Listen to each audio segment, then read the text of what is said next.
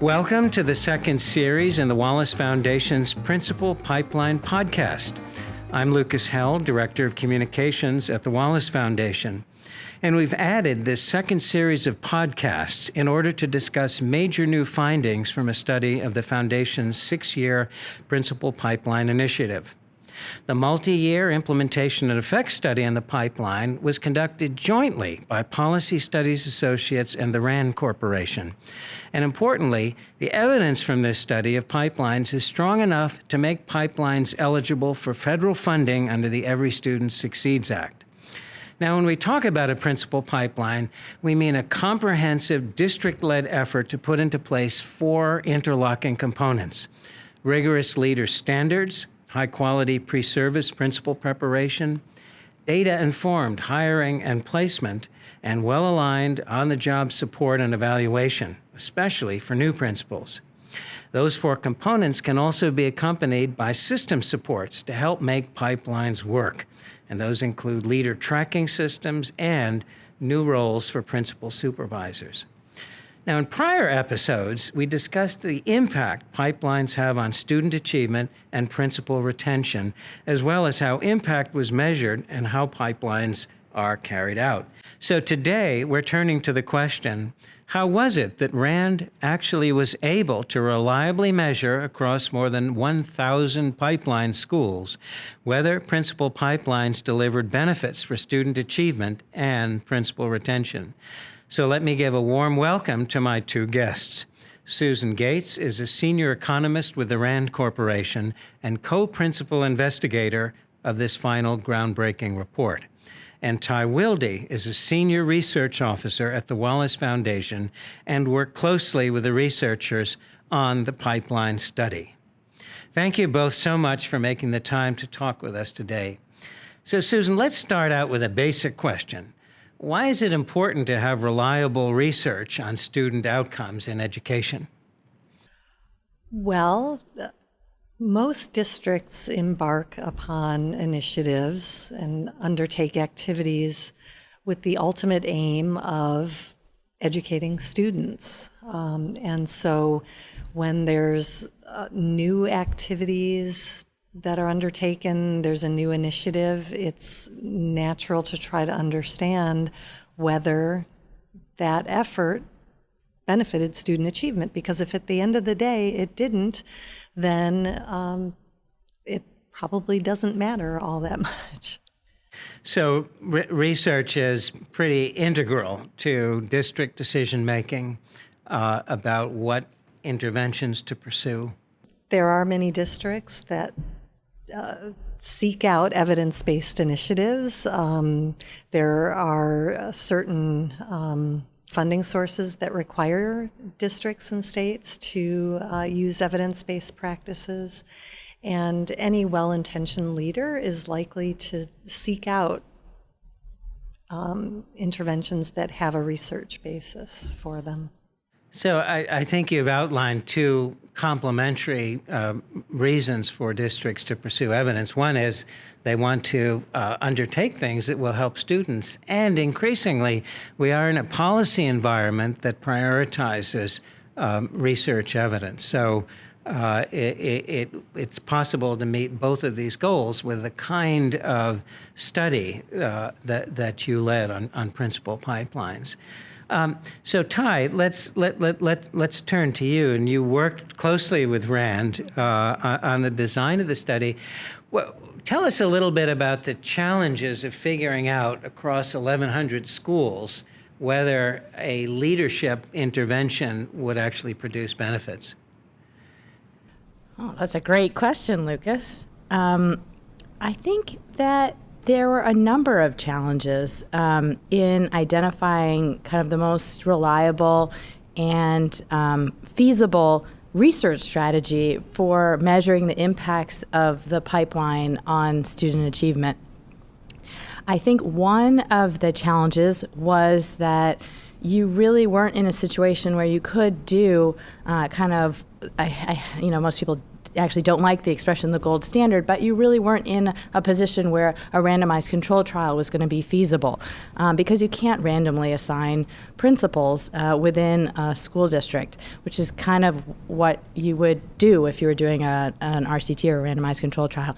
So what you needed to do is think about, are there ways where you could measure the impact of this initiative, which had both a district-wide component and a component specific to individual schools in the absence of that randomized control trial? And I think the key insight that the RAND team had was that they would identify comparison schools outside of each individual pipeline district within the same state that could be matched to the individual schools in the pipeline district, and then measure, and the change in outcomes for each of these schools could be measured over time and compared. And this, the benefits of this strategy were that it's compelling and reliable, and it was actually, it in itself was feasible. It's not just the study, that the initiative was feasible, but they were able to access data from schools across each of the states in which these pipelines were located in order to construct the comparisons and measure changes over time. So, Susan, Ty mentioned that it would be difficult to do a randomized trial in this environment. So, tell us a little bit about what the quasi-experimental design and how this worked. But maybe you could just say a word about why it wasn't enough at the most basic level to just measure whether schools got better. So that might seem to some an obvious solution. Let's just track test scores across 1,100 schools. Why wasn't that enough? Well, so there are a number of reasons why just tracking whether scores got better in schools that got new principals would not be the best approach. Prior research has shown that schools that get a new principal tend to have been experiencing declines in student achievement prior to the placement of that new principal.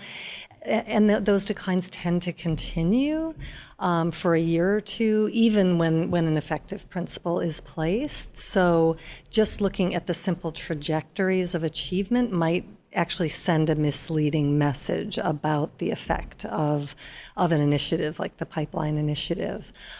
So we knew that we wanted to be able to compare schools that get a new principal with other schools that get a new principal, but we wanted those other schools to be schools that hadn't been exposed to this Pipeline Initiative. Now remember, the Pipeline Initiative really was conceived as a district-wide intervention. The initiative was asking districts to think strategically about the full range of activities that they undertake to prepare, select, and support and evaluate principals. So when we thought about what that basis of comparison might be, well, it couldn't be other schools that got newly placed principals in those pipeline districts. So we really had to look outside of the districts to similar schools in the same state. Fortunately, each of the states in which the pipeline districts were located have statewide databases that would allow us to not only identify schools that had received a newly placed principal, but then also track their outcomes over time. So that's what we did. And so this comparison with schools in the same states was the sort of way out of this conundrum. What makes you confident that the benefits found were due to the pipeline and not other factors? And there was a question that came up, for example, well, if the intervention was really new principals, why would you have effects in schools that didn't have new principals? Yeah, that's a great question. In social science research, when we're not able to do a random control trial, there is no certainty. And so we did a lot of different sensitivity checks to test whether there were effects under, different sets of assumptions and scenarios. Our sensitivity checks all confirmed the approach that we took.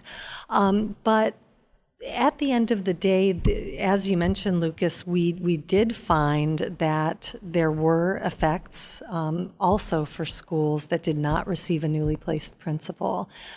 In some sense, that was not terribly surprising to us because, as I mentioned previously, the initiative was conceived as a district-wide effort to improve the full range of activities that districts undertake, not only to prepare people for the principalship, but to support them once they are in the principalship and to effectively select them. It's also worth thinking about the fact that as districts improved their pool of candidates and became better at selecting people for the principalship, they might also have transitioned people who were currently in the principalship out based on the results of evaluation. So it wouldn't be surprising that they would be moving people out of the principalship earlier and replacing them, thereby effectively improving the overall performance of schools that still had veteran principals. So it really is a spillover scenario that, although the initiative seems to be focused on new principals, really it kind of permeates. As the you district. described that, Susan, it's really beginning to sound like a kind of human capital development strategy, which in fact one would expect to see in a human capital strategy. So let me close with a question for both of you, which is, as you step back and think about this, what has this study really added? How has it advanced our understanding of district-wide, of the possibility of a district-wide intervention? Well, I almost push back on the terminology of a district-wide intervention because really what this initiative asked districts to do was to just do a good job at things that they are already doing or should be doing.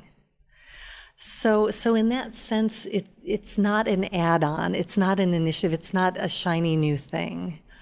It's really taking a step back and saying it is a core district function to ensure that every school has an effective principal.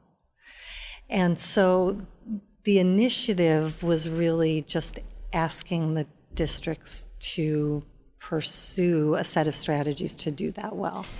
And if I could just briefly, I'll share what I shared with a group of my neighbors this morning as I was coming in on the train, which is my reaction, taking a step back, not as an economist, but just as a person.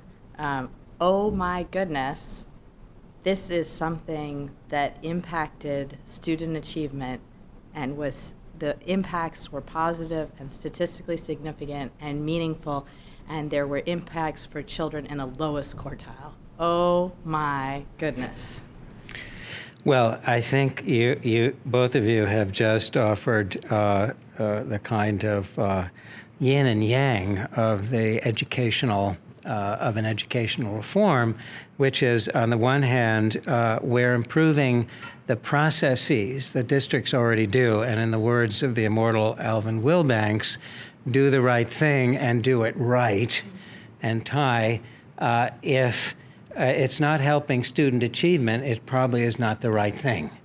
So let me give our thanks to our two guests, Ty Wilde and Susan Gates, and thank you for helping us understand how this research was was developed, how it is reliable, and we look forward to reading it and learning more. Thank you.